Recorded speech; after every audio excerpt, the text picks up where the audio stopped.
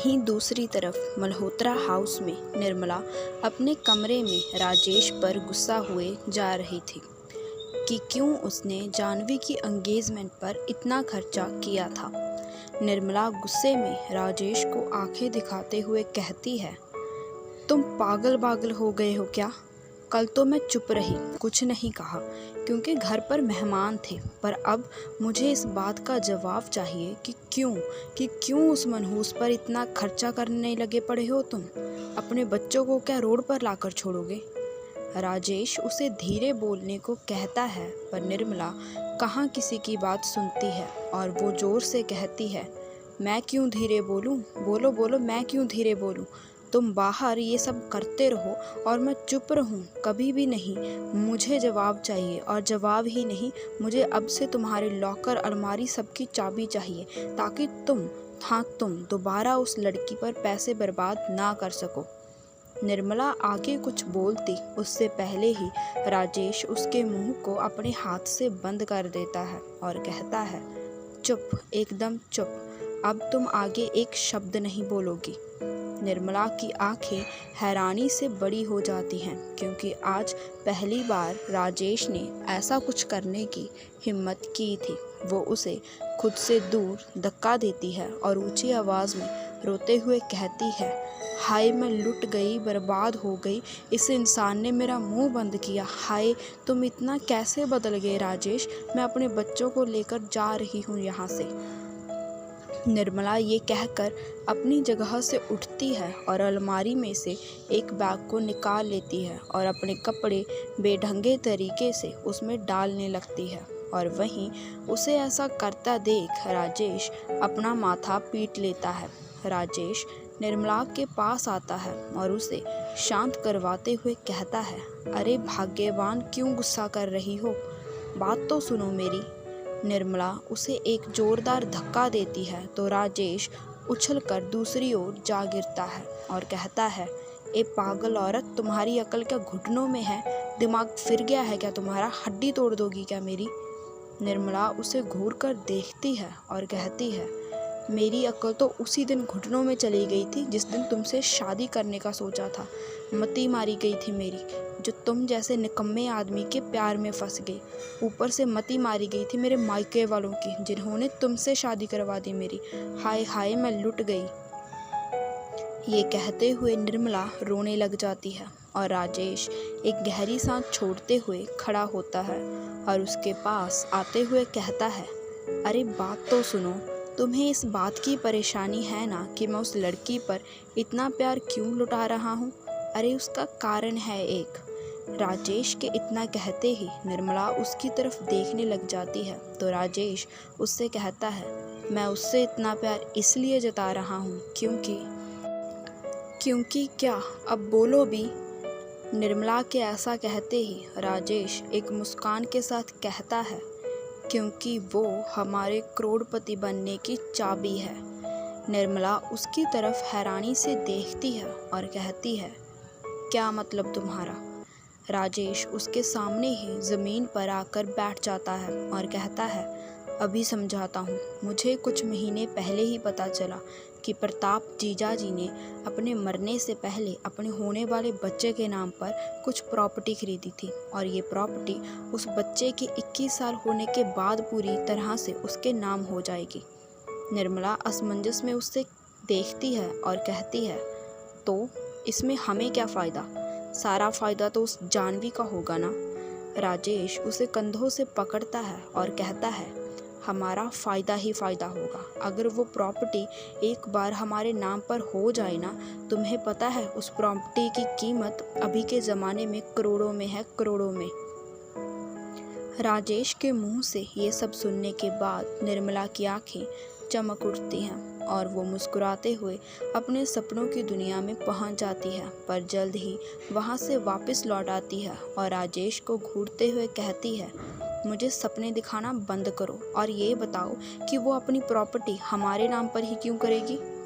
राजेश उससे कहता है, अरे तभी तो मैं उससे इतना प्यार दिखा रहा हूँ और उसकी सगाई पर इतना खर्चा किया, ताकि बाद में उससे कह सकूं कि बेटा, तुम्हारी शादी के चक्कर में तुम्हारे मामा ने बहुत बड़ा कर्जा ले लिया था और अब उसे कैसे चुकाऊं समझ नहीं आ रहा।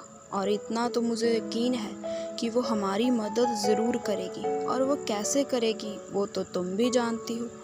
राजेश की बात सुनते ही निर्मला हंस देती है और कहती है, मुझे नहीं पता था राजेश कि तुम इतनी दूर की सोचे बैठे हो। राजेश थोड़ा गंभीर हो जाता है और कहता है, अरे यही नहीं, मैंने तो और भी कुछ सोचा था। निर्मला उससे पूछती है, क्या सोचा था तुमने? राजेश एक गहरी सांस छोड़ता है और निर्मला की बात का जवाब देते हुए कहता है, मैंने जानवी की शादी के बारे में सोचा था। मैंने सोचा था कि उसकी शादी किसी से करवा दूंगा और बदले में हमें भी कुछ मिल जाएगा, पर यहाँ तो पूरी बाजी ही पलट गई। निर्मला हंस देती है और कहती है, तुम्हारा ये सपना अभी भी पूरा हो सकता है। कैसे? राजेश झट से पूछता है तो निर्मला कहती है, सोचो राजेश, सोचो, अगर उस मनहूस की जगह साहित्य ओबरॉय से हमारी मिशा की शादी हो जाए तो? निर्मला की बात सुन राजेश सोच में पड़ जाता है और कहता है, पर ये कैसे होगा, और साहित्य ओबरॉय हमारी मिशा से शादी क्यों करेगा? निर्मला उससे कहती है, वो करेगा नहीं, हमें करवानी होगी। बस शादी एक बार हो जाए तो फिर हमारी मिशा बनेगी ओबरॉय ख़ानदान की बहू और ओबरॉय प्रॉपर्टी की मालकिन, तो फिर हमारी तो चांदी ही चांदी होगी ना। राजेश उससे कहता है, पर ये कैसे होगा? अकेले आप ही नहीं, मैं भी बहुत दूर की सोच रखती हूँ। बस आप देखते जाओ, बस 2 दिन बाकी हैं, फिर हमारी मिशा बनेगी मिशा साहित्य ओबरॉय। राजेश मुस्कुरा देता है और फिर वो दोनों हंसने लग जाते हैं, पर उन्हें इस बात की ज़रा भी भनक नहीं थी कि कमरे के बाहर कोई था जो उनकी सारी बातों को सुन रहा था। वहीं दूसरी तरफ जानवी ना जाने कब से साहित्य को फ़ोन में लाए जा रही थी, पर वो अपना फ़ोन उठा ही नहीं रहा था, जिस कारण जानवी चिढ़ जाती है और साहित्य को एक मैसेज भेजती है, आप मेरा फ़ोन क्यों नहीं उठा रहे? मुझसे कोई गलती हो गई क्या? अगर आप मुझसे नाराज़ हो तो आई एम सॉरी, पर आप मुझसे गुस्सा मत हो प्लीज़, बात तो कर लो। ये लिखकर जानवी साहित्य को मैसेज भेज देती है। वहीं उसी समय दूसरी तरफ साहित्य के कैबिन में उसके फ़ोन की स्क्रीन पर मैसेज आता है, और जब साहित्य उस मैसेज को पढ़ता है तो खुद से कहता है, आई एम सॉरी जानवी, तुमसे कोई गलती नहीं हुई है, बल्कि गलती तो हमसे हुई है, पर मैं कैसे तुम्हें बताऊं? जो भी हो, मुझे तुमसे बात तो करनी है, चाहे उसके बाद तुम भले ही मुझसे शादी करो या ना करो। ये कहने के बाद साहित्य अपनी आँखों को बंद कर लेता है और उसके फ़ोन पर लगातार मैसेज आते जाते हैं जो कि जानवी के ही थे, पर साहित्य उनमें से किसी भी मैसेज का कोई जवाब नहीं देता और वैसे ही बैठा रहता है। वहीं जानवी परेशान हो उठी थी साहित्य के अजीब बिहेव से, और उसकी आंखों में नमी उतर आई थी। वो सब कुछ सहन कर सकती थी, पर साहित्य का उसे इग्नोर करना नहीं, और उस सब से तंग आकर वो खुद से कहती है, समझते क्या है वो खुद को? एक बार मैसेज नहीं कर सकते क्या? बिजी हो या नाराज़ हो, कुछ तो बता ही सकते हैं। ये कहने के बाद जानवी अपनी आंखों को पोंछती है और अंश को फ़ोन लगा देती है, और इसके बाद अंश पता नहीं उसे कौन सी घुट्टी पिलाता है जिसे पीकर जानवी बिल्कुल ही अलग बन जाती है और कहती है, बहुत हो गया इनका ये सब, अब इन्हें मुझे जवाब देना ही होगा। मैं चुपचाप नहीं बैठूंगी जब तक ये जान नहीं लेती कि इन्हें हुआ क्या है।